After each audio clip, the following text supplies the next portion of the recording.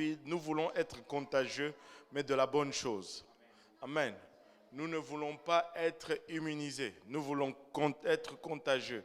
Et nous voulons contaminer tout le monde avec cette espérance que nous avons. Amen. Nous avions appris une équation la dernière fois. Est-ce qu'il y en a qui se rappellent encore de cette équation que nous avons vue la dernière fois?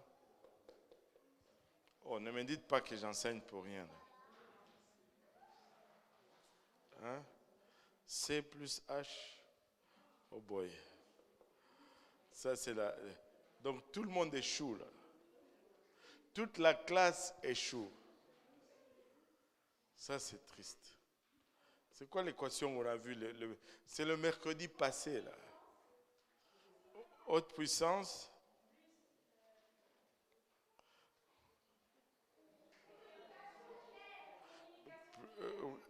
Tu es allé tricher quoi là-bas? Haute puissance, communication claire, bon, c'est pas en ordre, mais ce sont les éléments. Bon, il manque un autre. Ouais, j'ai pas dit non, j'ai dit oui, mais c'est pas le bon ordre. Proximité, alléluia. Ben, en tout cas, je vous donne 3 sur 10 parce que c'est triste. 3 sur 10, toute la classe, on doit reprendre cette leçon à partir du début. Ça, on a vu ça la semaine passée, là. Et puis, quand j'ai demandé est-ce qu'il y a des questions, vous avez dit, oh non, pas de questions, on a tout compris. Et puis là, vous ne vous rappelez d'elle. Aïe, aïe, aïe. C'était HP, haute puissance, plus P, hein, proximité, plus CC, communication claire, égale. Oh my goodness. IM, c'est quoi? Oui, impact quoi?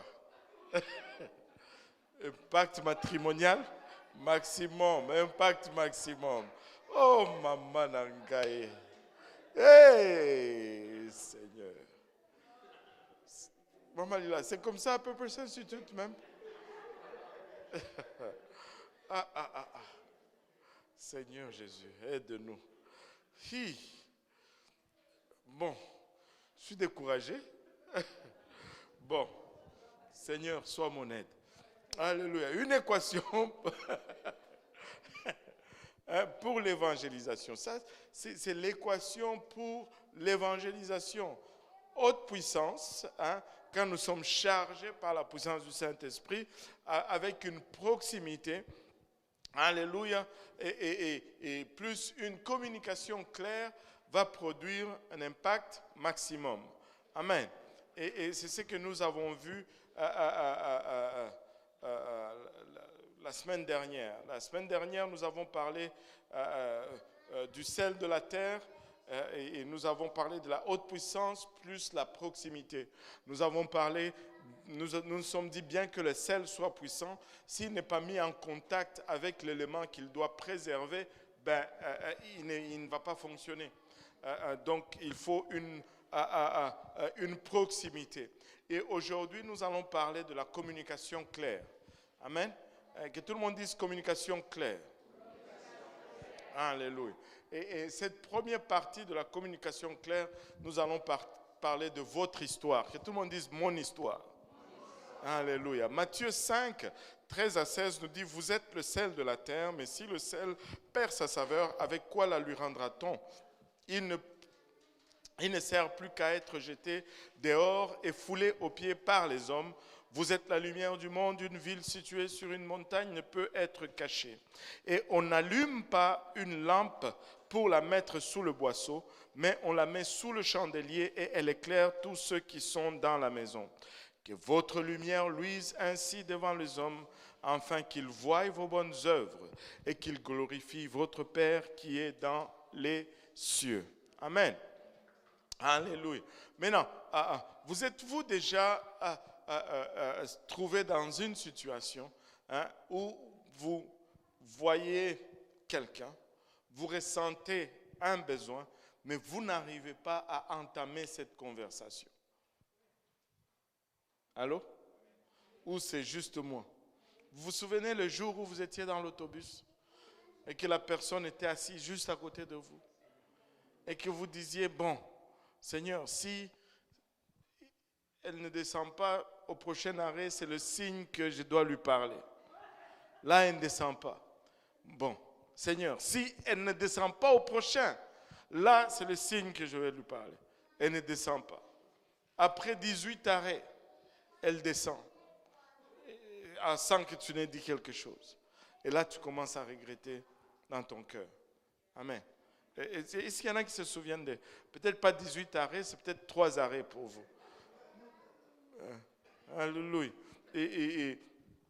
Donc, aujourd'hui, nous allons voir quelques méthodes pour vous aider à entamer ces conversations spirituelles. Très souvent, c'est facile de parler de la neige. Oh, il fait beau. Avez-vous remarqué comment le climat est très souvent le sujet de la conversation facile? Même quelqu'un que vous ne connaissez pas, vous allez lui parler de la chaleur. Et avez-vous remarqué comment nous nous plaignons au Québec? Il fait chaud. Oh, il fait chaud, il fait chaud. Il fait froid. Oh là là, il fait froid, il fait froid. Ok, plaignez-vous pour le froid au moins, mais pas pour le chaud.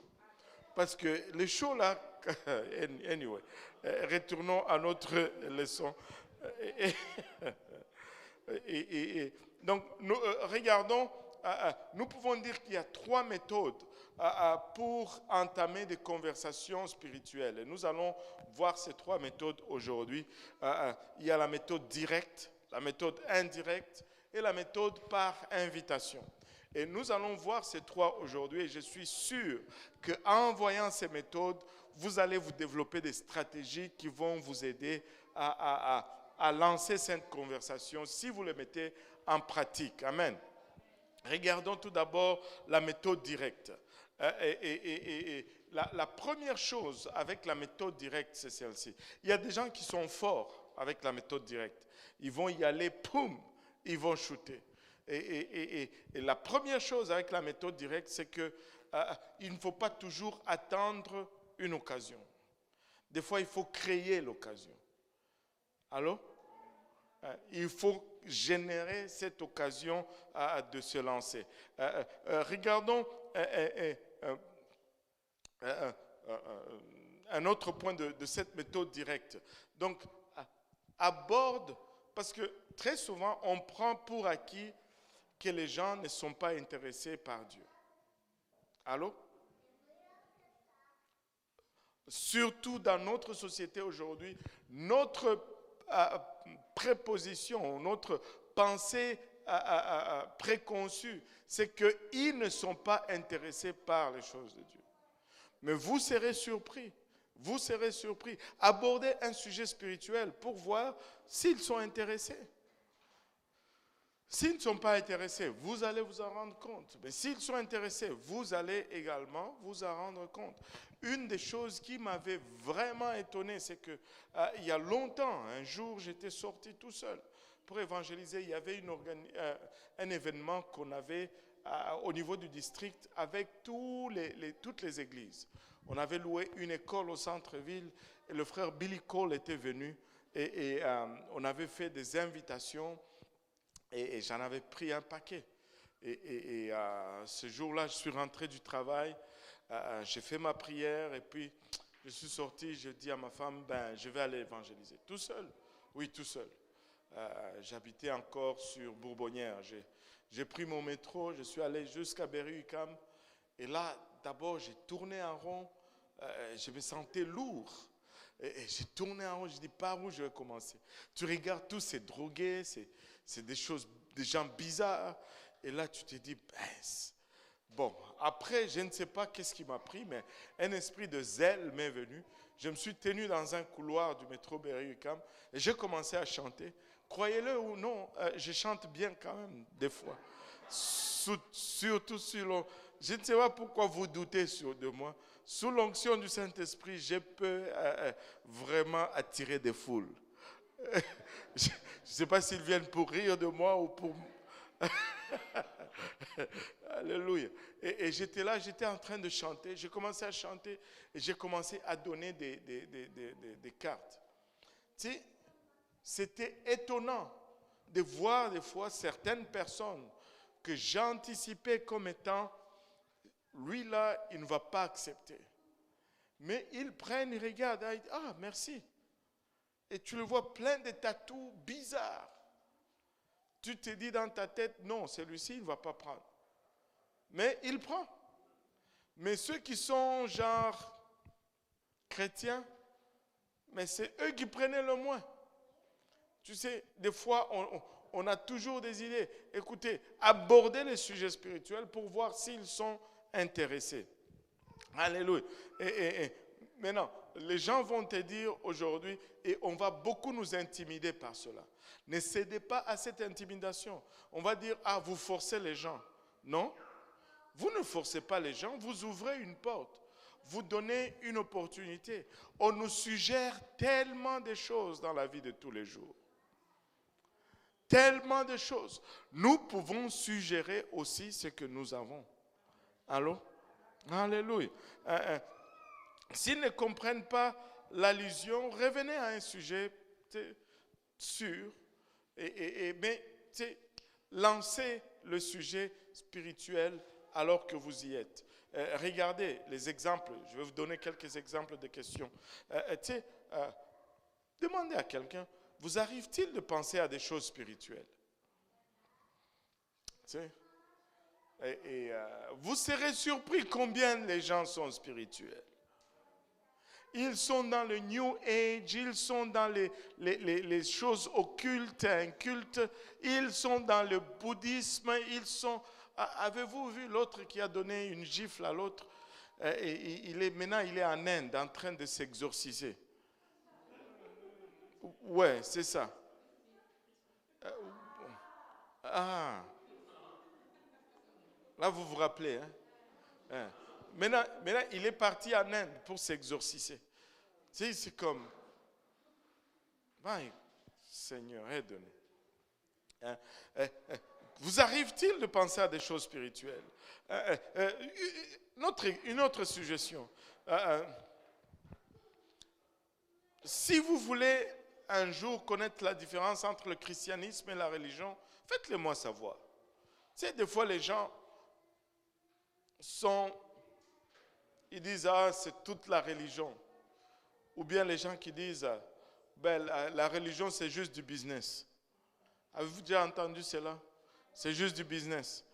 Dites-leur, le jour où tu voudras savoir la différence entre le christianisme et la religion, viens me voir. Ouvre la porte. Amen. Pose la question, est-ce que tu as une idée comment ça se passe vraiment après la mort? Par exemple. Tout le monde est intéressé à ça. Après la mort, là, tout le monde veut savoir. Allô? Demandez, qui selon vous est Jésus-Christ? Tout le monde a une opinion sur Jésus. Mais ça peut être une porte. Amen. Selon toi, qu'est-ce qu'un vrai chrétien? Souvent, on va nous dire, oh, chez vous, là, il y a des femmes qui vont à votre église, qui ont des jupes, qui ramassent toute la poussière sur la rue, mais qui sont tellement hypocrites. Laisse-moi te dire, c'est quoi un vrai chrétien? Amen. Ouvre la porte. Quelle est votre identité spirituelle, ou quelle est votre formation spirituelle? Est-ce que vous avez été élevé dans une croyance ou dans une religion? C'est quoi la religion dans laquelle vous avez grandi? Et là, vous allez entendre toutes sortes de choses. C'est la méthode directe. Il y a d'autres méthodes qui sont des méthodes indirectes. Deuxième méthode, on va dire méthode indirecte. On va s'appuyer sur la direction prise par la conversation. On est dans une conversation, mais cette conversation va quelque part et on va utiliser les sujets discutés comme un pont pour aller vers le spirituel ou la parole de Dieu. Exemple, quelqu'un qui te demande comment ça va? Est-ce que quelqu'un peut me demander, frère, demande-moi, comment ça va? Ah, je vais répondre, financièrement, ça va. Familièrement, ça va plutôt bien. Spirituellement, ça va très bien. Bon, de laquelle vous voulez que je vous parle?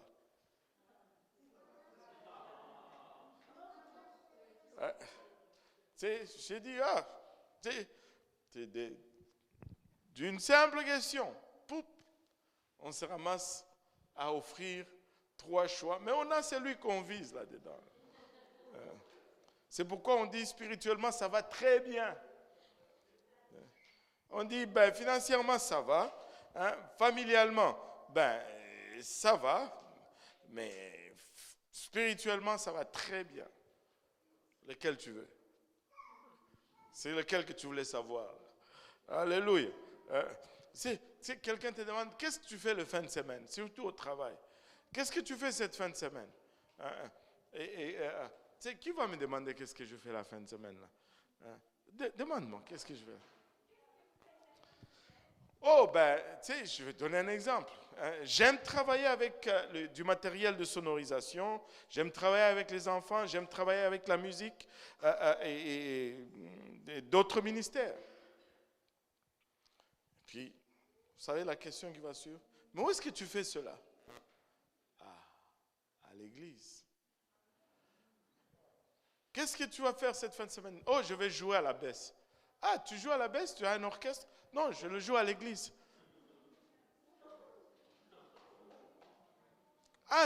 Bon, on est déjà dans l'église là. On a déjà un pas dans l'église. C'est des trucs que tu utilises dans une conversation qui allait ailleurs, mais toi tu l'utilises pour rentrer dans la parole de Dieu. Et il y a plein de choses qu'on peut utiliser. Que pensez-vous de la célébration de Pâques? Et ils vont toujours parler de l'œuf et du lapin. C'est quoi le rapport? Un lapin ne pond pas des œufs. On peut parler de Noël. Waouh! Ce sont des conversations qui peuvent nous mener éventuellement à l'évangile. À Noël, est-ce que vous pensez vraiment que le bébé dans la crèche était le Fils de Dieu? Vous êtes dans un magasin, là. Il y a la crèche. Quelqu'un qui... Là, tu fais ton pensif, là. Tu penses vraiment que le bébé, là, était le Fils de Dieu? Là, vous partez dans une conversation. Des petites questions, mais vous transitez vers la parole de Dieu.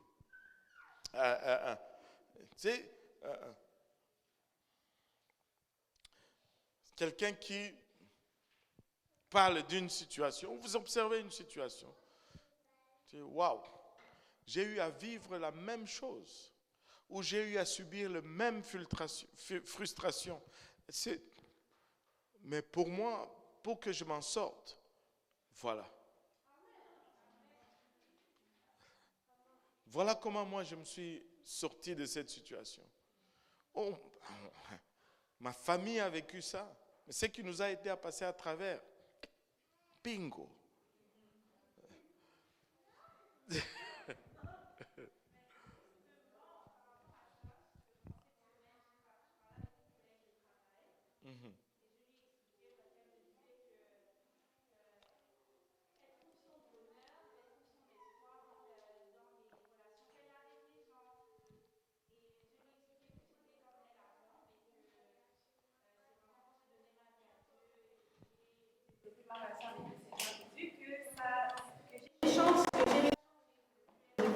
aux gens de vraiment trouver mon espoir dans le Seigneur. Mais là, elle me dit, aujourd'hui, elle me dit, je pense que je vais faire comme toi, mais que je vais me... Non, mais attendez, c'est parce qu'elle a dit que je vais essayer de plus penser à l'univers.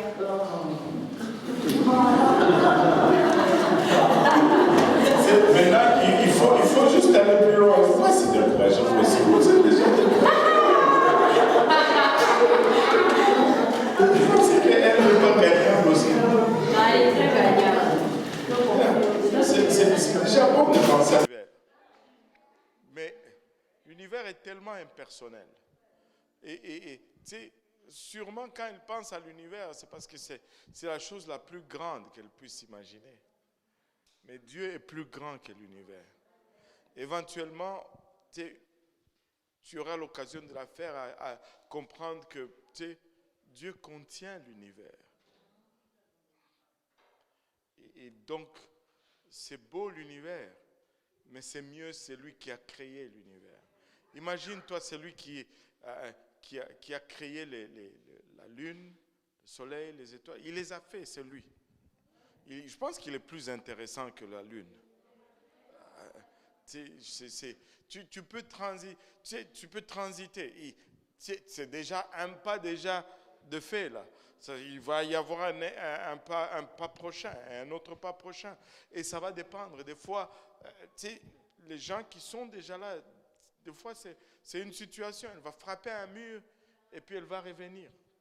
Et puis là, vous allez passer par-dessus cela. Mais il faut continuer de prier. Amen. Alléluia. Et maintenant, les méthodes par invitation, et donc, quand vous êtes dans la méthode directe ou dans la méthode indirecte, vous devez éventuellement faire une transition dans la conversation en les invitant à un événement en rapport avec les sujets dont vous discutez. J'ai parlé dernièrement, quand je parlais avec la sœur Aurélie, elle me racontait un peu comment elle est venue à l'église. Pasteur Lionel, c'est lui qui l'avait invité. Ils étaient à Polytechnique. Et puis, il l'invite à l'église, il lui dit, viens à l'église, on va voir une conférence francophone. Elle venait de France. Et pour elle, une conférence francophone, ce n'était pas du tout ce qu'on faisait ici. Pour elle, c'est qu'il allait y avoir beaucoup de Français. Elle allait faire du réseautage. Mais elle s'est retrouvée à Saint-Laurent dans le service.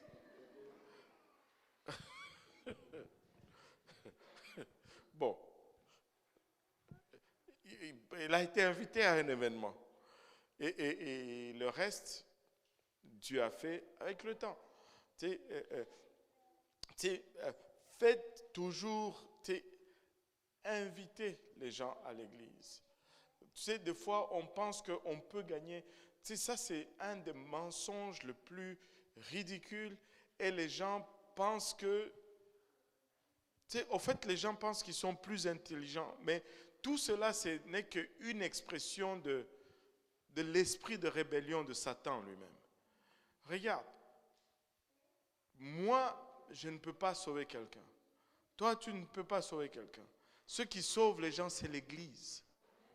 L'Église, c'est le plan de Dieu pour le salut de l'humanité. C'est pourquoi il faut toujours les inviter.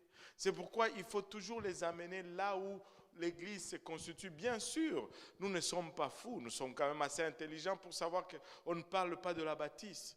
Amen. Mais c'est plus convenable de se rencontrer dans une baptise qui est conçue justement pour cela. Alors, et où la fonction primaire, c'est ça. Et donc, il faut... Ton objectif final, c'est de l'amener aux réunions. Parce que si tu n'y arrives pas, cette personne ne va jamais expérimenter le plein salut. Invite-la à des événements qui ont rapport avec ce que vous avez discuté. Et c'est pourquoi il faut toujours avoir des cartes d'invitation. Donnez-lui quelque chose de visuel qui va lui rappeler. Très important. Oui, il y en a qui se jettent. Mais laissez-moi vous dire, même si sur 10 cartes, on en jette 9, on est déjà dans la loi de Dieu, c'est la dîme. Amen. Et donc, donnez ces cartes. Prenez-en avec vous, toujours. Moi-même, je dois m'habituer à cela. Mais prenez-en des cartes toujours de l'Église. Vous ne savez pas combien de gens, ils ont été invités à l'Église il y a longtemps. Là, ils ont même oublié c'était quoi l'adresse qu'on leur avait dit. Mais en fouillant dans leur affaire, ils retrouvent cette carte. Donnez les cartes. Il y en a toujours à l'arrière. Donnez les cartes, invitez, écrivez le numéro de téléphone sur la carte. Faites quelque chose, mais donnez quelque chose de visuel. Après avoir fait cela, si la personne est volontiers, laissez-moi vous dire ceci. Proposez-lui de venir le chercher. Allô? Tu ne vas pas chercher quelqu'un seulement parce que tu as une voiture. Non. Moi, j'ai vu des jeunes aller chercher des gens en métro. Je passerai par chez toi, comme ça on ira ensemble. Il est passé par là et puis ils ont pris le métro, ils sont venus, ils ont fait le chemin ensemble, ils ont parlé et ils sont venus. Tu n'as pas besoin d'une voiture pour aller ramasser quelqu'un. Allô? Proposez d'aller les chercher. Proposez d'aller les chercher. Et vous savez, la sœur Nancy, elle est ici maintenant, la femme du pasteur Lionel. Tu sais, quelqu'un l'a invitée à l'église. Elle a dit oui, je veux venir. Le pasteur Yannick a dit je veux venir te chercher. Elle pensait que bon, il n'allait pas venir vraiment, il a tout simplement dit. Et puis elle était chez elle là, sur Grenet quelque part. C'était Grenet? Je pense sur Grenet, oui. Crévier, voilà, sur Crévier. Elle était sur Crévier. Et là, elle entend le téléphone qui sonne. Allô, pasteur Yannick, je suis là en bas de chez toi et je suis venu te chercher.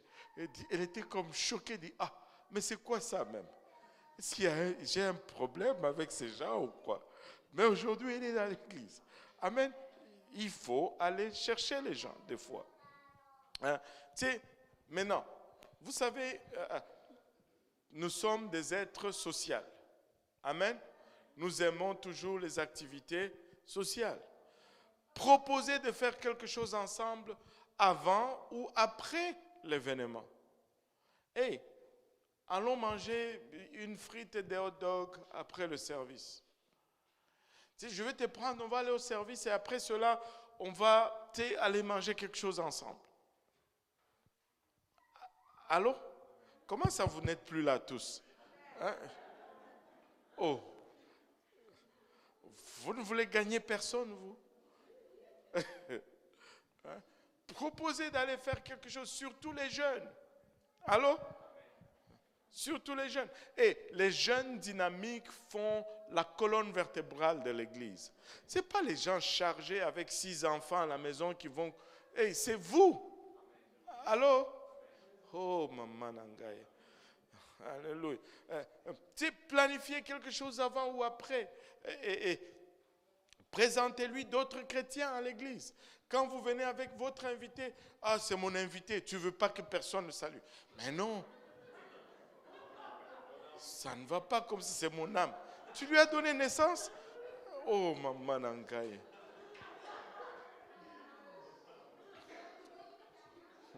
Arrête. Introduis-les aux gens. Vous savez, il est prouvé que quand quelqu'un vient à l'église, je pense dans la première semaine ou deuxième semaine, s'il fait contact au moins avec 8 personnes, les probabilités sont très élevées que la personne va grandir dans le Seigneur, rester dans l'église et grandir dans le Seigneur. Si dans ce laps de temps, il n'y a pas un certain nombre de contacts qui sont faits, les probabilités sont que cette personne ne va pas grandir. Certes, je suis conscient du fait qu'il y a certaines personnes, tu ne veux pas qu'ils entrent en contact. Moi aussi, je suis conscient de cela. Parce que leur problème, c'est critique. Tu ne veux pas cela. Mais comme ici, chez nous, personne ne critique,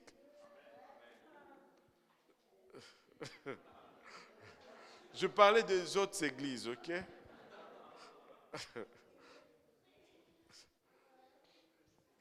Écoute, du moment que tu commences à critiquer l'église, tu te disqualifies toi-même pour travailler à l'évangélisation. Parce que tu ne vas pas amener quelqu'un dans quelque chose que toi-même tu ne crois pas. Allô? Je n'ai pas dit que l'église était parfaite, non. Mais ça reste que c'est ma mère. Et moi, j'aime ma mère. Allô? Donc, tu sais, amène les gens, tu sais, aime ton église et tu vas voir que la personne que tu amènes va aussi aimer l'église. Alors, c'est impossible que tu l'amènes à la place d'aimer si toi-même tu n'aimes pas. C'est impossible, il ne faut même pas rêver là-dessus. Amen. Ça, c'est un bonus, ça n'était pas là-dedans, mais c'est juste un bonus. Donc, présentez-les à d'autres chrétiens à l'événement. Qu'elle ne soit pas seulement accrochée à ton bras. Non, non. Présente-les à d'autres. Ça, c'est la sœur Oumou. Ça, c'est la sœur Tilmé. Ah, voici le frère Apo. Et voilà, lui, c'est Papa Léon. C'est notre doyen ici. Et voilà, tu présentes. Et puis, la personne fait des contacts. Amen. Alléluia. Et tu sais,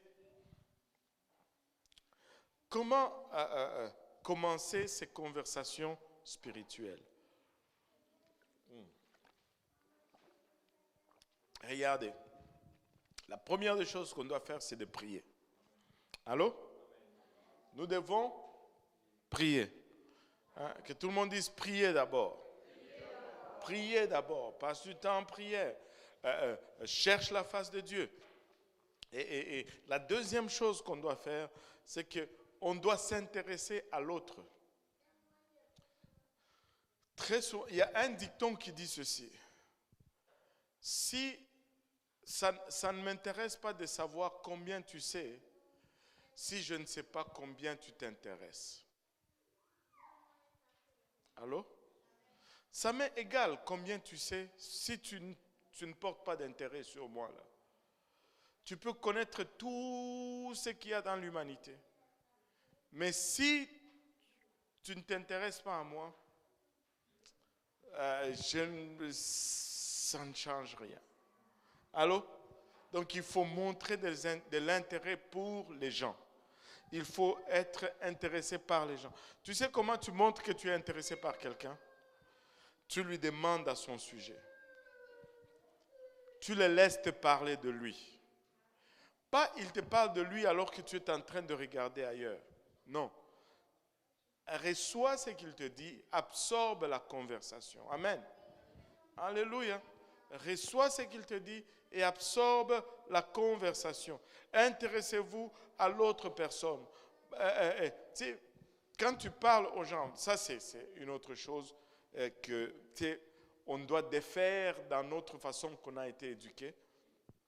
Hein, la plupart d'entre nous qui avons été éduqués en Afrique, et on nous avait appris que quand tu parles avec quelqu'un, le regarder dans les yeux, c'est un manque de respect. À qui est-ce que... Souvent quand on parle, on regarde à côté. Même en Haïti, c'est pareil. Alléluia. C'est quand un adulte te parle, tu ne le regardes pas dans les yeux. Tu regardes en bas. Mais ici, c'est le contraire. Allô? Donc, laissez ça pour chez nous. Nous voulons gagner les gens d'ici. Amen. Si tu tombes sur un papa africain, ok, fais ce qu'on a appris chez nous. Mais les gens d'ici, si on va les gagner, quand tu leur parles, il faut le regarder. Il faut leur parler en tête à tête. Prenez du temps avec une personne, en tête à tête. Et quand vous parlez, regardez dans les yeux. C'est pas... Non. Ça, ici, si tu as un regard fouillant, tu n'inspires pas confiance. Allô? Donc, il faut regarder la personne dans les yeux. Piquez leur curiosité. Cherchez à susciter leur curiosité. Et utilisez...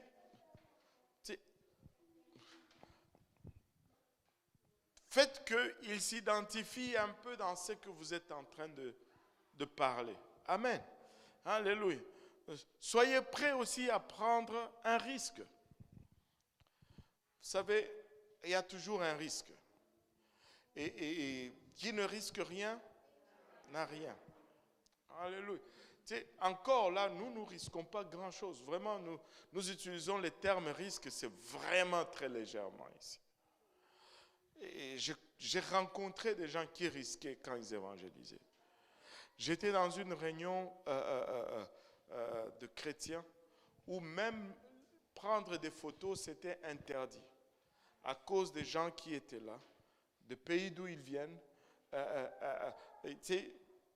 Témoigner, c'est une peine de mort. Les photos étaient interdites. Et là, je me suis approché avec du monsieur parce que je voulais absolument lui parler. Je voulais je voulais lui parler. Je suis allé lui parler et c'est des moments où tu réalises que vraiment, nous sommes en train de blaguer ici. C'est des gens qui risquent leur vie. Ils te racontent comment un de ses amis a été tué comme ça en pleine rue parce qu'il essayait de convertir quelqu'un. Il témoignait à quelqu'un. Et il a été tiré comme ça en pleine rue. Paf! Et il n'a pas été poursuivi. Il court encore les rues.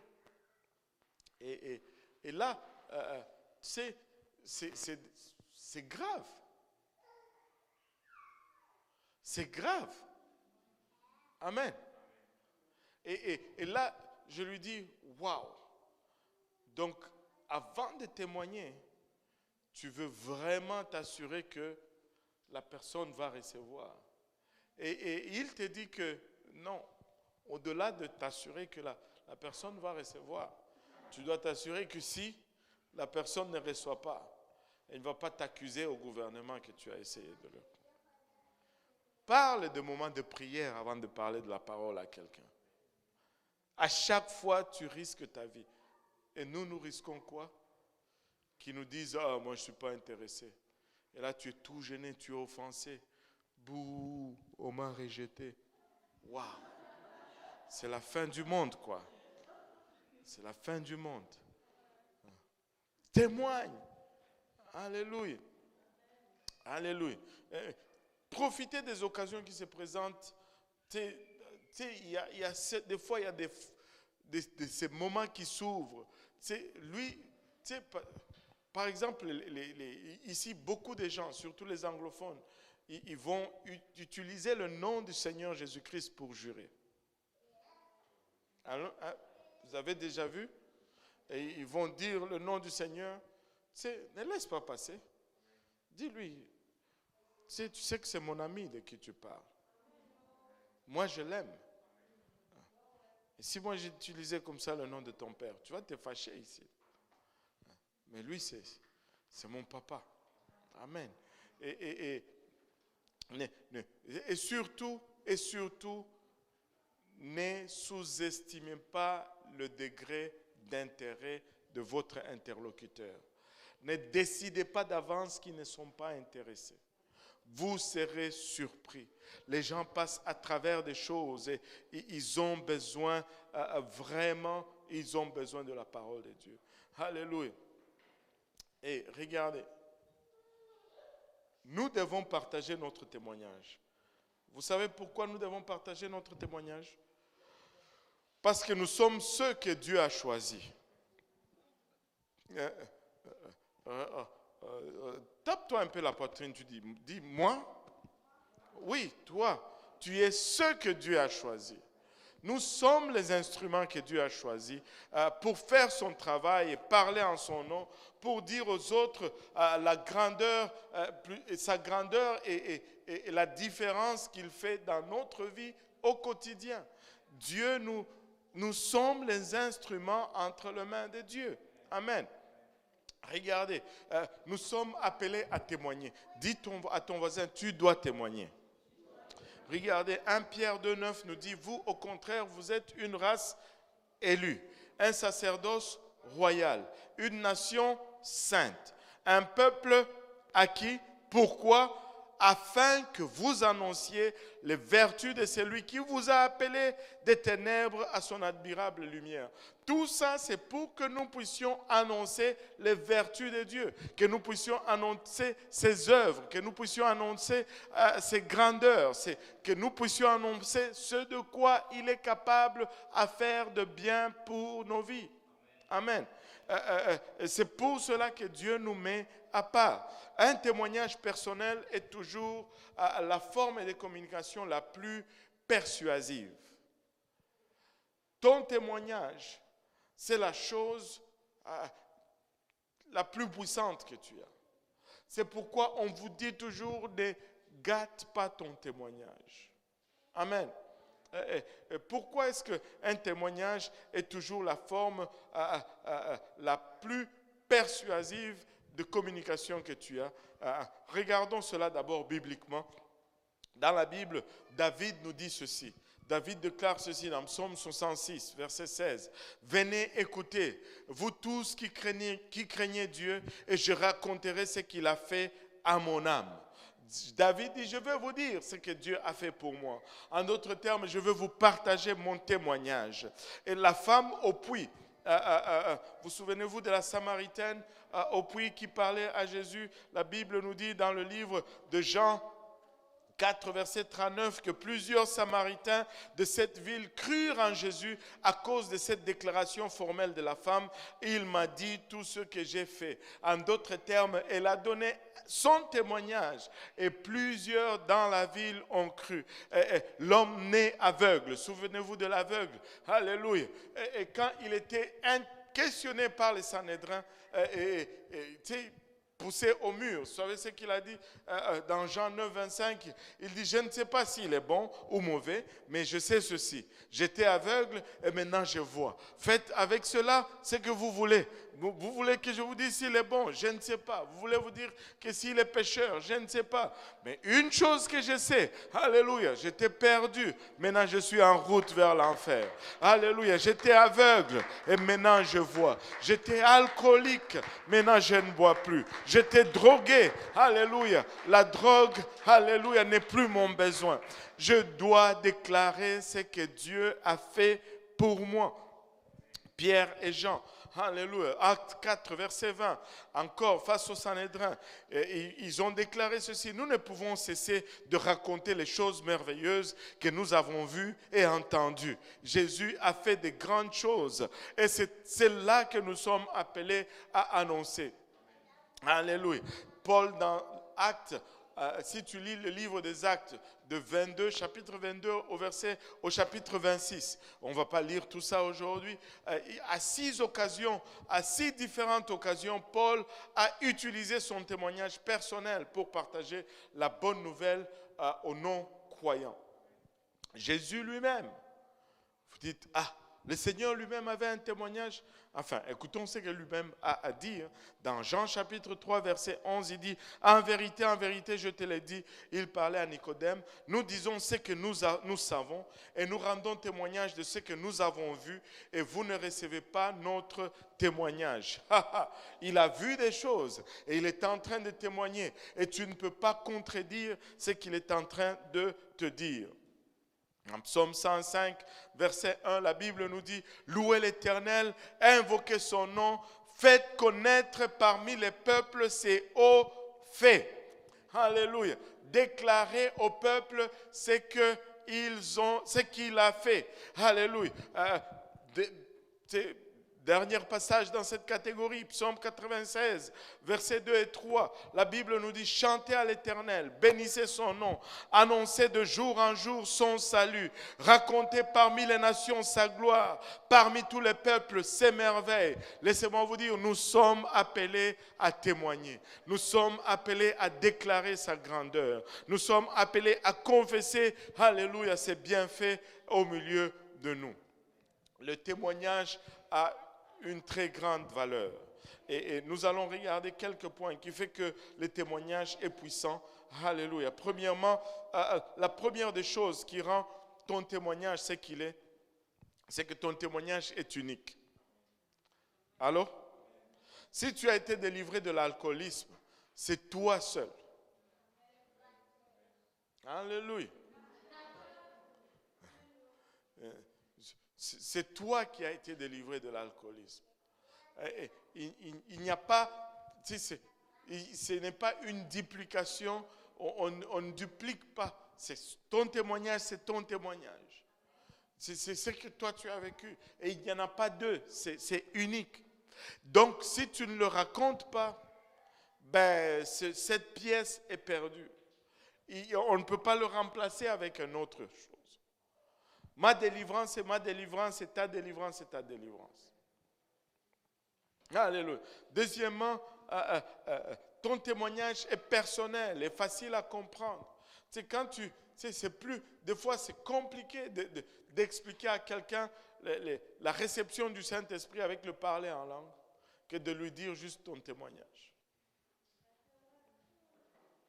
Allô? Alléluia.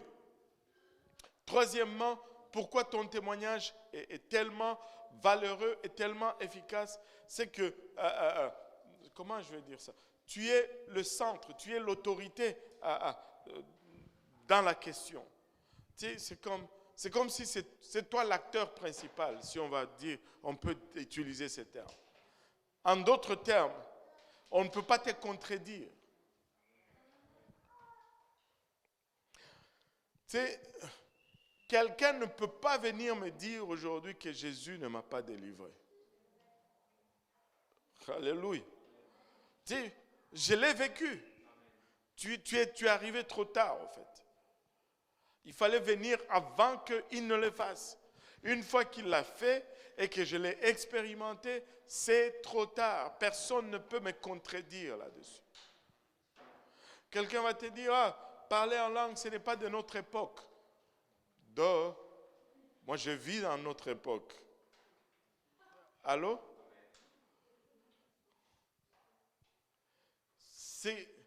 C'est ton témoignage. C'est toi qui es au centre. Et pourquoi le témoignage est aussi puissant? Avez-vous remarqué combien les gens aiment les histoires qui concernent les gens? Allô? Tu sais, ton témoignage là, c'est une histoire qui concerne les gens. Parce que toi, tu es les gens. Amen. Les hommes aiment les histoires personnelles. Et très souvent, ils vont s'en souvenir plus facilement. Allô? Un autre point, c'est que quand tu donnes ton témoignage, très souvent, les gens qui ont vécu les mêmes choses vont s'identifier à cela. Et cela va créer un lien. Tu vas être sympathique avec quelqu'un qui a vécu la même chose que toi. Allô? Et tu vas t'identifier à la personne. Tu vas sympathiser avec la personne. Parce que tu sais exactement ce qu'elle a traversé.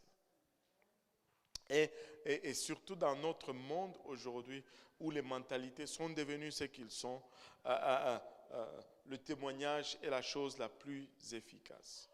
Parce qu'ils mettent en doute la parole de Dieu. Écoute, mon témoignage démontre l'efficacité de la parole de Dieu.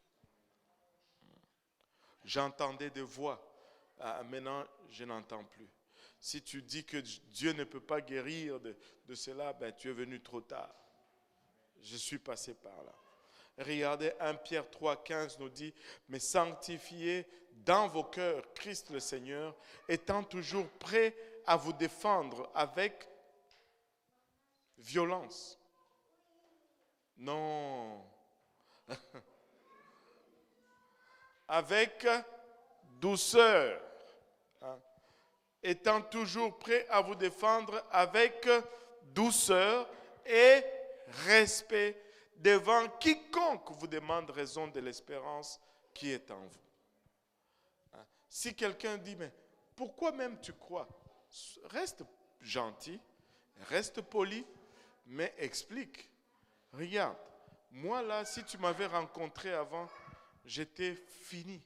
J'étais un lambeau. Mais voilà ce que Dieu a fait avec moi. C'est tout. Alléluia. Tu sais, les gens ont toutes sortes d'opinions. Mais Dieu a une façon de faire. Amen. Alléluia. J'ai perdu le cours de temps. Il est quelle heure là? 8h30? 33, 35. Oh, Alléluia. Bon, on a encore un peu de temps. Alléluia. Regardez ceci.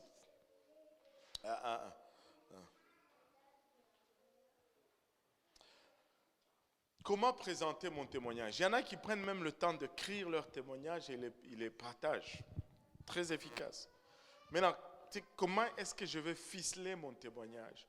Parce qu'il ne faut pas que tu le ficelles de sorte qu'il devient ennuyant pour les gens qui vont le lire ou les gens qui vont t'entendre. Tu commences déjà, bon, tu sais, en 1937, un fils était né à telle famille, dans tel village. Là, tu parles de tes parents. Et jusqu'à ce que tu sois né. Non, ça, ce n'est pas ton témoignage.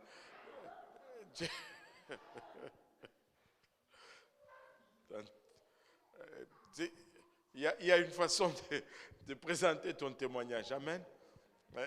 On n'a pas besoin de connaître tes aïeux et tout cela. Ton témoignage doit avoir 4 étapes, plus ou moins. Amen. Plus ou moins. Donc, première étape, ça va être ta vie avant de rencontrer le Seigneur Jésus. Amen. Mais cette première étape doit prendre le moins de temps parmi les 4. Allô? Tu ne veux pas passer tout ton temps à dire combien tu étais mauvais. Tu risques de donner des inspirations à quelqu'un. Allô? Tu passes le moins de temps possible de 4 étapes. Amen? Allô? Alléluia. Parce que des fois, les gens vont faire l'apologie du diable. Alléluia. Maintenant, deuxièmement, comment j'ai réalisé que j'avais besoin de Christ? Là, tu vas prendre un peu plus de temps que tu as parlé sur tes problèmes. Enfin, tes péchés ou ce que tu étais avant de connaître Christ. Amen? Maintenant, troisième étape. Comment tu as été converti? Comment tu es arrivé à connaître Christ? Comment tu as été converti? Et là, tu prends encore un peu plus de temps. Et quatrième étape de ton témoignage doit être la différence que Christ a fait dans ta vie.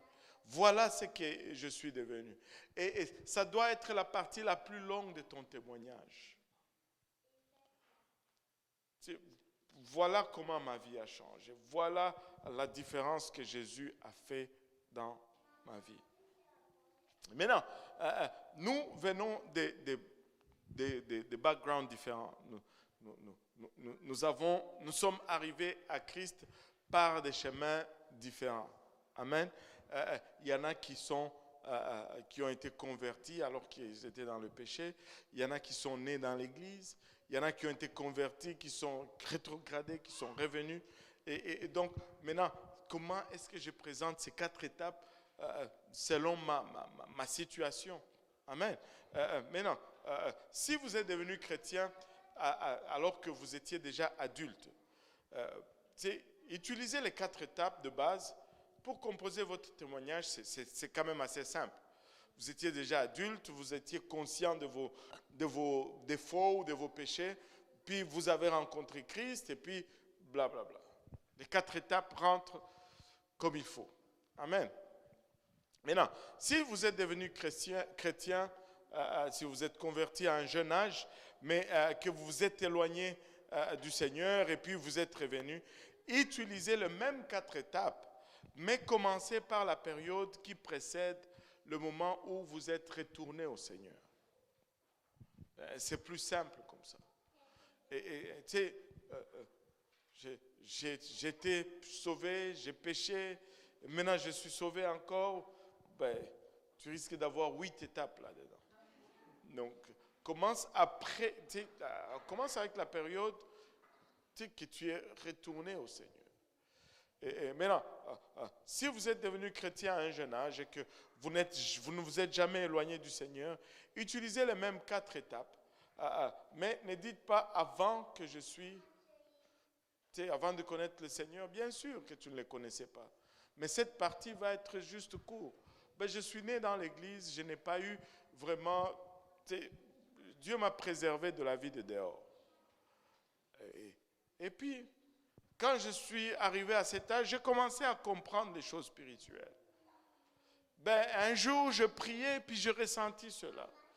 Et puis voilà, je remercie Dieu qu'il m'a préservé. Et là, tu vas commencer maintenant à dire la différence que Dieu a fait dans ta vie.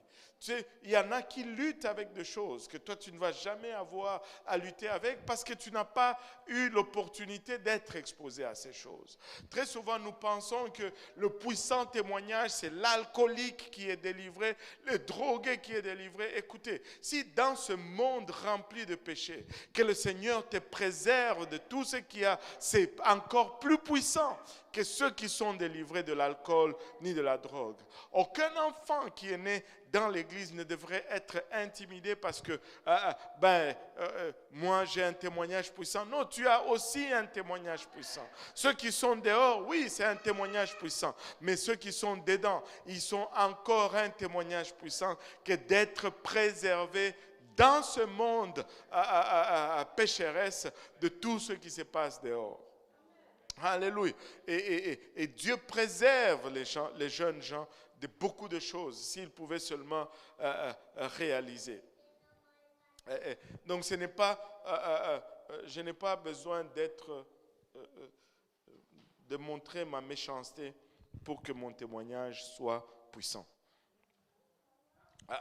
Regardez. Quelques suggestions ici.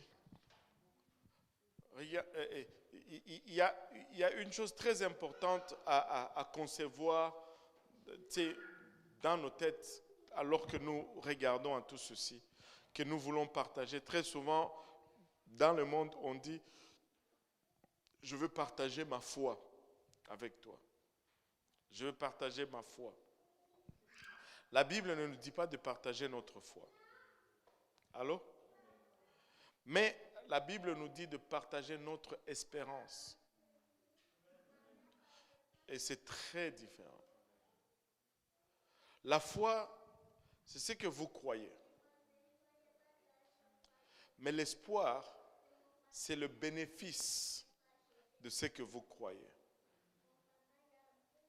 Tu sais, partagez votre espérance, ne partagez pas votre foi. Oui, nous croyons en Jésus-Christ. Mais notre espérance, c'est la vie éternelle. Notre espérance, c'est une vie glorieuse avec le Seigneur. Nous avons beaucoup d'espérance, mais partagez votre espérance au lieu de partager votre foi. Parce que si vous partagez votre foi, il peut y avoir beaucoup d'arguments là-dessus. Beaucoup d'arguments là-dessus. À quoi est-ce que ta foi mène? Il y a plusieurs foi dans le monde. Si j'étais bouddhiste, je partagerais ma foi bouddhiste. Et ça serait suffisant. Mais c'est quoi l'espérance? Et si vous regardez toutes les croyances, il n'y en a pas avec une espérance comme la nôtre. Il n'y en a pas. Il n'y en a pas. Vous savez, un musulman qui meurt, il n'est pas sûr où il va. Même Mahomet lui-même, il dit, je ne sais pas si je vais aller au ciel ou aller en enfer. Mais Christ nous dit, si tu crois en moi, tu auras la vie éternelle. Alléluia. Nous avons cette espérance en lui, que ce que nous lui avons confié, il est à mesure de le préserver. Nous avons une espérance. Partagez votre espérance. Et j'ose croire que vous voyez la différence. Partagez votre espérance. Amen. Alléluia. Et n'oubliez pas que vous avez plus qu'un témoignage. Allô? Dieu a fait tellement de choses dans nos vies. N'oubliez pas que vous avez plus qu'un seul témoignage. Il y a tellement d'événements. Et écoute,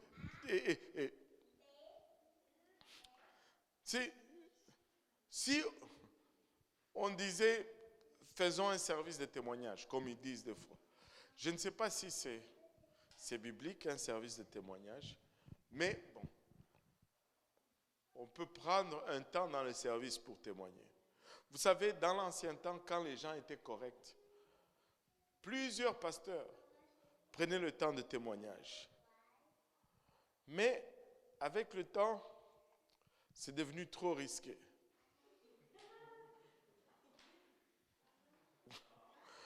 Parce que tu demandes le témoignage, mais on va te sortir une histoire, tu te dis, Seigneur Jésus. C'est comme ces comédiens qui disaient, tu sais, on donne les témoignages, on ouvre les témoignages, et la dame se lève. Oh, je rends grâce à Dieu, parce que je suis allé chez Payless l'autre jour. J'ai acheté une paire de chaussures. Oh, gloire à Dieu, c'était du 2 pour 1.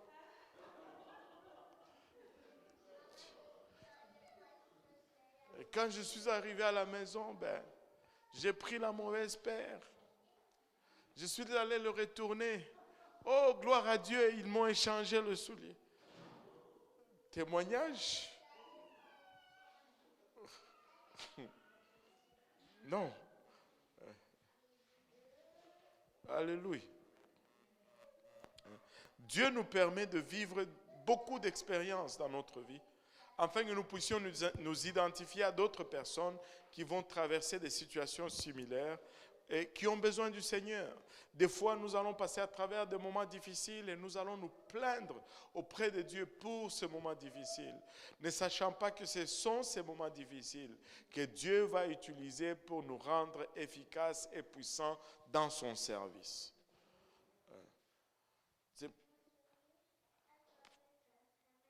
Tout ce que nous traversons, Dieu va l'utiliser. Amen. Tu sais, et tu ne peux pas utiliser le même témoignage partout. Des situations différentes vont exiger des témoignages différents. Allô? Tu trouves une famille affamée, tu ne vas pas commencer à leur parler de comment Dieu t'a délivré de la drogue. Allô? Trouve un autre témoignage. Allô? Amen. Choisis les témoignages qui correspondent les mieux à votre interlocuteur. Tu as vécu des choses, n'utilise pas n'importe quel témoignage. Sachez que vous pouvez aussi raconter comment la vie des autres a été changée. Tu sais, des fois, tu regardes dans ta gibecière, il n'y a rien qui fit. Tu peux utiliser les témoignages de quelqu'un d'autre. J'ai souvent utilisé les témoignages des gens. J'ai utilisé les témoignages de Oumou. J'ai utilisé les témoignages de Mama Tilmé dans mes études bibliques. Tantôt, j'ai utilisé les témoignages de la sœur Aurélie. Enfin, sa conversion et non son témoignage. Oui, c'est son témoignage. Elle venait à la conférence francophone. Alléluia. C'était la conférence francophone. Alléluia. Et n'utilisez pas de termes religieux. Des fois, quand tu parles à quelqu'un, tu lui dis, tu vas parler en langue. Le pauvre, il ne sait pas c'est quoi parler en langue. Dis-lui, tu vas dire des mots que tu ne vas pas comprendre. Allô? Parce que pour lui, il a toujours utilisé sa langue quand il parle. Il a toujours parlé dans une langue. Tu sais que sa langue maternelle, c'est aussi une langue. Allô? Donc, soit plus spécifique. Parler en langue, explique-le. Il faut que tu te répandes. Vous savez qu'il y en a qui se sont pendus à nouveau parce qu'on leur a dit, il faut que tu te répands.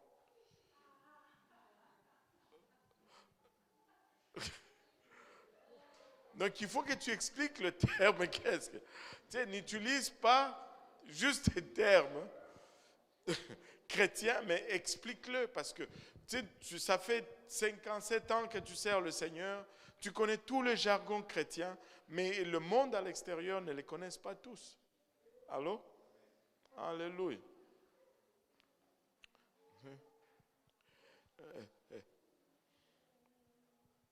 Et pose-toi la question, quand tu es en train de témoigner, si tu étais un non-croyant, est-ce que cela allait vraiment faire du sens pour toi quand tu donnes ton témoignage? Maintenant, comment introduire ton témoignage? Premièrement, il faut que tu sois attentif aux problèmes ou aux besoins pour lesquels Jésus t'a aidé d'abord toi. Il faut que tu identifies ces choses. Parce que très souvent, c'est dans ces choses-là que tu vas être très efficace. Et faire référence à un article de presse ou de médias qui traite du même problème ou de ses besoins communs. Tu sais, et dès nos jours, si tu fais vraiment attention, il y a beaucoup de choses dans la science, dans la société, qui confirment sans s'en rendre compte tout ce que la parole de Dieu a dit depuis longtemps. Donc, regarde à ces choses, cherche ces choses et utilise ces choses. Maintenant, très souvent, il faut, si tu étudies Paul, tu vas voir qu'il y a quelque chose en commun quand il témoigne ou quand il essaye de gagner quelqu'un à Jésus. Regarde dans le livre, dans les épîtres, il va toujours, que tout le monde dise toujours, il va toujours commencer là où la personne se trouve. Il ne va pas commencer là où il veut amener la personne. Très souvent, nous commençons là où nous voulons amener la personne. Il faut commencer là où la personne se trouve. En d'autres termes, commencer avec quelque chose sur lequel vous allez être d'accord. Allô? Et un exemple le plus frappant, c'est lorsqu'il parlait à Athènes. Il dit que je vois que vous, les peuples athéniens, vous êtes des croyants. Vous avez des autels pour tous les dieux. Il y a même un autel au Dieu inconnu. Ben, c'est ce Dieu inconnu que je viens pour vous présenter. Tu sais, commencez toujours par là où la personne se trouve. Commencez toujours là où ils sont. Tu sais, tu vas rencontrer quelqu'un qui te dit, oh, en tout cas, moi, je ne crois pas qu'il y ait de Dieu. Là, tu me dis, ben, comment est-ce que je vais commencer là où il est? Tu dis, ben, je te comprends parce que, tu sais, une fois, je pensais la même chose. Tu sais, moi, je croyais dans la philosophie et de toutes ces choses. Ben, je partageais cette même pensée. Je peux bien te comprendre. Là, vous avez tissé un lien. Et là, on peut maintenant marcher ensemble. Mais si toi, tu es déjà là, tu dis, oh, il te dit, je crois qu'il n'y a pas Dieu. Oh, mon ami, tu te trompes. Oh là là, c'est toi qui viens de te tromper. Là. C'est toi qui viens de te tromper. Ne dis pas qu'il se trompe. Tu ne sais pas qu'est-ce qu'il a expérimenté. Alors, tu sais, commence là où il est. Tu sais, un jour, j'étais là, je te comprends. Et là, tu l'as désarmé. Et là, vous pouvez cheminer maintenant ensemble, là où tu es. Amen. Alléluia. J'ai au moins quelqu'un qui est là avec moi tout le long. Même si tous les autres sont... Elle est là tout le long. Je vous dis, elle va me donner l'équation la semaine prochaine. Alléluia. Maintenant, présentez vos excuses aux personnes que vous connaissiez depuis longtemps, mais auxquelles vous n'avez pas rendu témoignage. Tu sais, tu ne peux pas juste commencer. Moi, je me rappelle, je n'ai pas de souvenirs exacts, mais je sais qu'il y a une histoire qui dit ceci. Donc, pendant tout ce temps, j'étais perdu, tu ne me disais pas. Pendant tout ce temps, on se voyait, tu ne m'as rien dit. C'est quand l'opportunité va se présenter là, si elle ne présente pas juste l'évangile, dis en tout cas, je suis désolé, j'ai été peut-être poltron, je n'ai pas pu le faire avant, mais voilà. Allô? Allô? Oh Seigneur, vous avez témoigné à tout le monde autour de vous. Moi, j'en ai à qui je dois des excuses. Alléluia. Alléluia. Maintenant, chacun a son lac ou son étang de pécheur, où le Seigneur s'attend que tu vas pécher. Hein?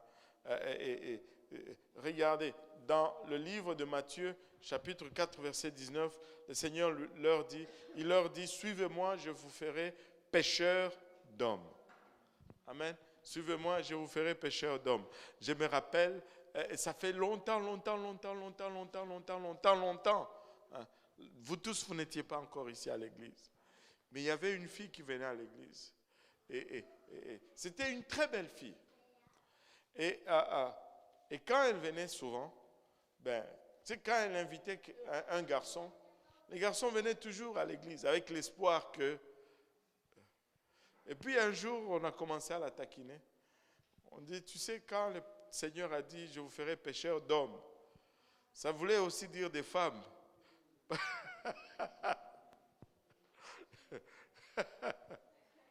Alléluia. Je vous ferai pécheurs d'hommes. Amen. Et donc, nous sommes appelés à être des pécheurs d'hommes. Amen. Nous sommes appelés à être des pécheurs d'hommes. Et regardez comment le Seigneur le dit. Il dit, suivez-moi et je vous ferai pécheurs d'hommes. C'est pourquoi je dis toujours ceci. Si quelqu'un ne pêche les hommes, c'est parce qu'il ne suit pas. Parce que pécher est relié à suivre. Alors, si tu suis vraiment le Seigneur, tu vas pécher les hommes. Parce que si tu suis le Seigneur, il va faire de toi un pécheur d'hommes. Allô? C'est pourquoi je dis toujours, c'est très simple. Oh, pasteur, comment savoir si quelqu'un est dans la vérité ou pas? Mais regarde s'il prêche l'évangile. Regarde s'il est un pécheur d'hommes. S'il ne pêche pas les hommes, oublie ça. Alors, si tu le suis, il va faire de toi pécheur d'homme. C'est pourquoi cette fausse spiritualité-là qui ne produit pas les âmes, c'est zéro. C'est qui? C'est Bishop Woodward ou Bishop Bernard qui nous a parlé de cela il n'y a pas longtemps. Il dit, le résultat de la spiritualité, c'est que les âmes soient perdues, soient sauvées plutôt. Si tu es très spirituel, mais personne n'est sauvé, pose-toi des questions. Pose-toi des questions. Tu dois, parce que la finalité de tout ça, c'est que les âmes viennent au Seigneur. Maintenant, je suis sûr, je suis conscient du fait que nous avons des dons différents, nous avons des talents différents, mais nous devons tous concourir à la même chose. Allô? Alléluia. Suivre va de pair avec pécher. Si tu suis, tu vas pécher. Si tu ne pêches pas, c'est que tu ne suis pas. Ou bien tu es en train de suivre quelqu'un d'autre. Parce que Jésus a dit que c'est lui qui va le suivre. Il va être pécheur d'hommes. Ce n'est pas compliqué. Nous devons être... écoutez, nous ne sommes pas des vendeurs d'assurance. Allô? Donc, nous ne sommes pas là à présenter juste les bonnes choses. Nous ne sommes pas des vendeurs d'assurance. Nous sommes des médiateurs. Nous médions les gens avec Christ. Amen. Nous devons être des pécheurs, allô, et non des chasseurs. Allô? Il y a vraiment une différence entre la pêche et la chasse. Allô? Certains sont des chasseurs. Enfin, dans les deux sens. Ils chassent et ils chassent les gens loin du Seigneur.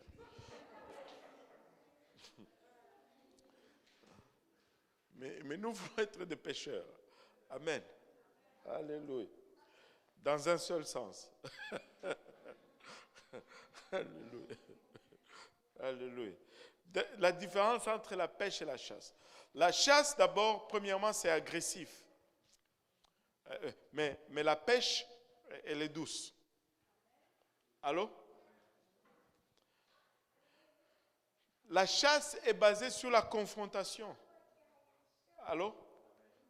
Mais la pêche est basée sur l'attraction. Allô? Allô? Et tu sais, pour chasser, tu vas là et tu les tires. Tu les recherches et tu les tires, n'est-ce pas?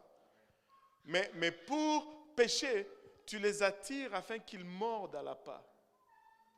C'est deux approches différentes. Mais Dieu veut que nous soyons des pêcheurs et non des chasseurs. Et pour la chasse, quelqu'un qui va à la chasse, il a une arme avec des balles et peu importe l'animal, c'est la balle qu'il va utiliser. Là. Allô? Mais pour la pêche, il y a différents appâts. Et quand un appât ne marche pas, tu utilises un autre. Mais à la chasse, c'est la même balle. Amen. Alléluia. À la chasse, quand l'animal vient, tu sais, il y a de ces gens, quand l'animal apparaît comme ça, ils paniquent. Oui, oui. Il y a juste une angoisse qui les saisit. Ils ne sont plus capables de tirer. À la chasse, c'est que, tu sais, quand l'opportunité te présente, tu prends ton meilleur tir et puis si tu rates, c'est fini. L'animal est parti. Amen. Mais à la pêche, c'est pas comme ça. Tu lances ton appât. Si des fois tu le rates, tu remets, le même poisson il revient. Allô? Donc tu as plusieurs opportunités. Alléluia. La chasse va faire peur à l'animal et il va fuir. Il y en a vraiment qui chassent.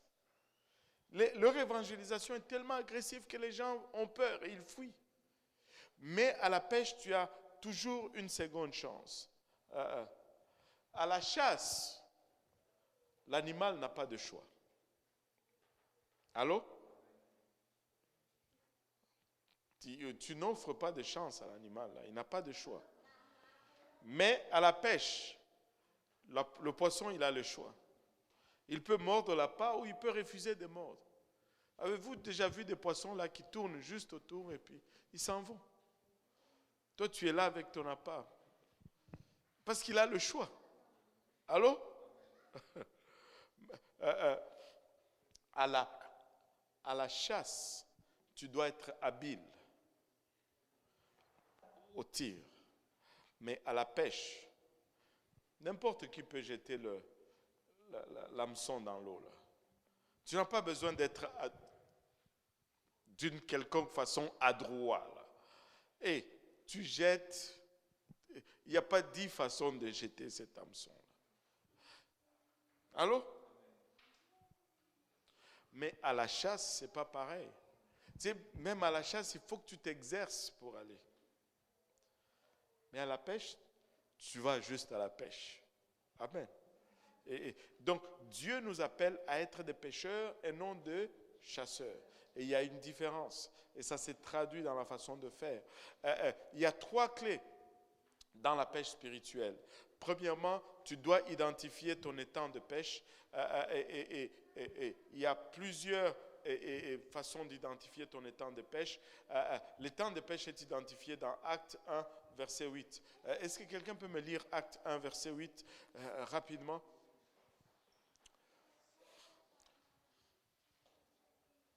Mais vous recevrez une puissance, le Saint-Esprit survenant sur vous, Uh-huh. et vous serez mes témoins Vous serez mes témoins à Jérusalem, en toute la Judée, dans la Samarie, jusqu'aux extrémités de la terre. Et ça, ce sont vraiment mes lieux de pêche. Et le Seigneur commence toujours par ton cercle le plus proche, Jérusalem. Ça, c'est ta famille. C'est là où c'est ta propre famille. Mais pour l'Église, c'est notre ville. Jérusalem, pour nous, c'est notre ville. Mais pour moi, personnellement, Jérusalem, c'est ma famille proche. La Judée, c'est notre province. Mais pour comme Église, mais pour personnellement, c'est ma famille élargie. Ce sont mes cousins, mes oncles. Samarie, ça devient le Canada pour nous. On élargit plus long. Mais pour moi, personnellement, c'est mes amis que je connais, des amis que j'ai eus à l'école, mes collègues de travail, et finalement, jusqu'aux extrémités de la terre, pour nous, c'est littéralement toute la mission globale comme Église. Mais pour moi, personnellement, c'est toutes les fréquentations que je vais avoir. Et c'est ça mon champ d'action. Et Marc 5, 19 nous dit, Jésus ne lui permit pas, mais il lui dit, va dans ta maison vers les tiens et raconte-leur tout ce que le Seigneur t'a fait et comment il a eu pitié de toi. Ça, c'est le démoniaque des Gadarènes qui voulait suivre Jésus après qu'il soit délivré. Jésus lui dit, non, va chez toi et raconte-le ce que le Seigneur a fait pour toi. Alléluia.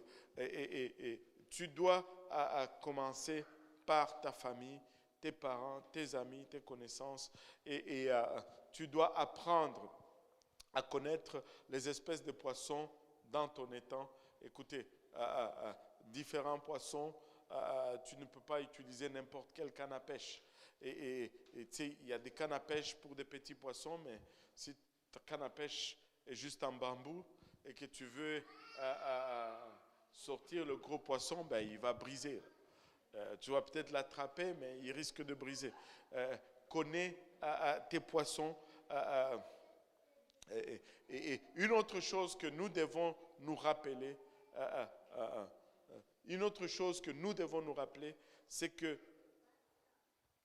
les poissons, rappelez-vous ceci, les poissons ont faim à différents moments. Il y a des moments où le poisson n'a pas faim. Ça ne va pas être productif pour ta pêche.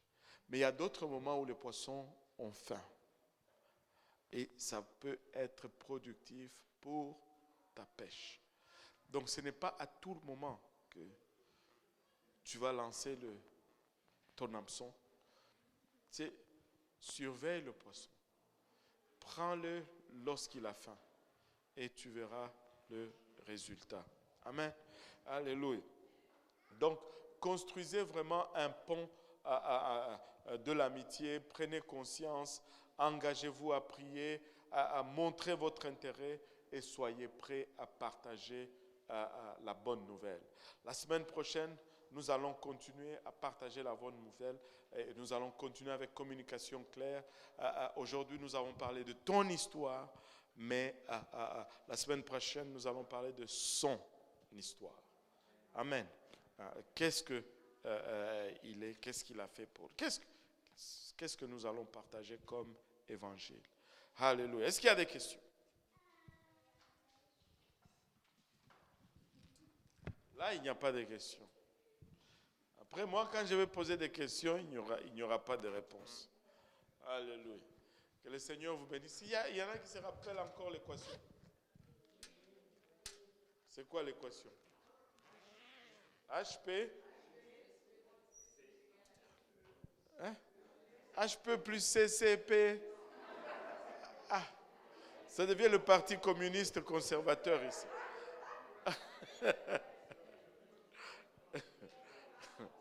HP plus P plus CC IM. Voilà. Haute puissance plus proximité plus communication claire égale impact maximum. Et nous voulons produire l'impact maximum. Amen. Oui, sœur Elrich, tu as une question? que tu as donné à l'autre.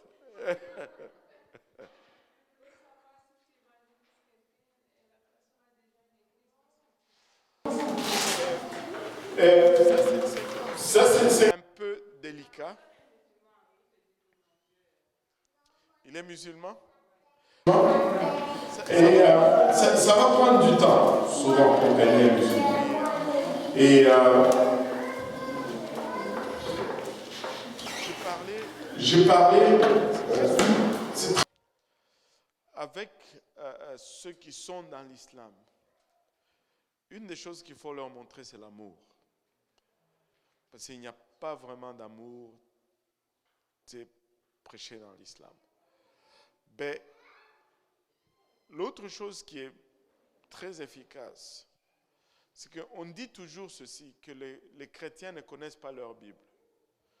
Et parce que les chrétiens sont toujours les premières victimes faciles à attaquer. Mais beaucoup de musulmans ne connaissent pas leur Coran non plus.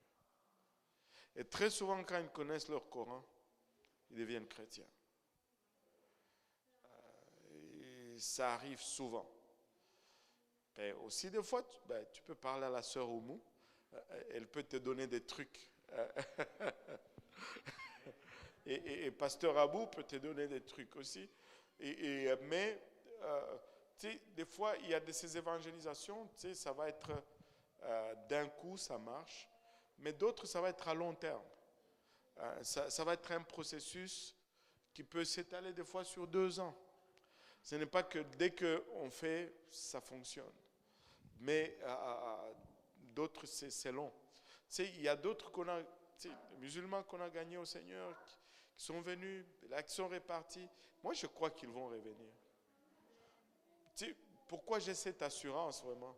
Parce que rien n'est satisfait si ce n'est Jésus. Et si tu cherches sincèrement, c'est quand tu le rencontres que tu vas être satisfait. Il y a aussi des livres que tu peux lire là-dessus. Mais c'est plus par l'amour et vraiment la connaissance des fois de leurs livres, leurs propres livres. Et voilà. Et puis, parler aux autres musulmans qui sont convertis, tu verras que ça porte fruit aussi. Ça donne des trucs. Ça donne des trucs. Alléluia. D'autres questions?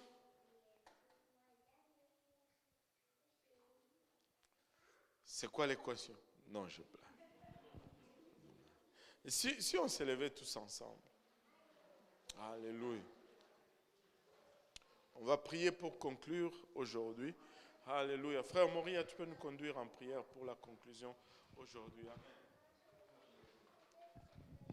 Éternel notre Dieu, nous te sommes infiniment reconnaissants, Seigneur. Merci infiniment de ce que nous avons appris, Seigneur Jésus-Christ. Merci. Merci, Seigneur, de tout cœur, de ce que nous avons été enseignés, Seigneur. Nous voulons garder cela, Seigneur Jésus-Christ, et mettre cela en pratique.